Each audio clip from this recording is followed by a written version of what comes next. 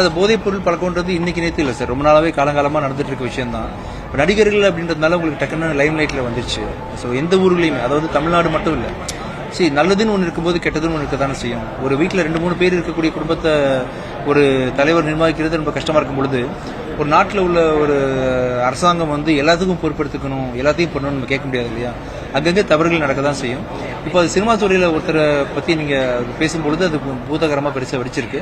அதுக்குமே வந்து போலீஸ் வந்து தரப்புலேருந்து இதுதான் இவங்க தப்பு பண்ணிட்டாங்க, ரைட் பண்ணிட்டாங்கன்னு முழு விவரத்தையும் யாரும் சொல்லன்றதுனால நம்ம நிறைய விஷயங்கள் வந்து இமேஜினேஷன் எழுதிட்டு இருக்கிறோம். எனக்கு என்ன பொறுத்த வரைக்கும் ஸ்ரீகாந்த் அவர் கூட நான் வந்து காக்கி அப்படின்ற படத்தில் ஒர்க் பண்ணியிருக்கேன். ரொம்ப பண்பான, ரொம்ப சிம்பிள், நல்ல ஹியூமன் பீயிங், நல்லா பழகியிருக்கோம். எப்படி அவர் இதுக்குள்ளே போனார், என்ன நடந்துச்சுன்ற முழு விவரம் எனக்கு தெரியாதனால அதை பற்றி எதுவும் கருத்து சொல்ல விரும்பல. மற்றபடி கவர்னன்ஸ் பொறுத்த வரைக்கும் எந்த தவறும் இல்லை சார். அவங்க they are doing their duty and தவறுகள் அங்கங்கே நடக்கும்போது தண்டிப்பாங்க. அதுதான்.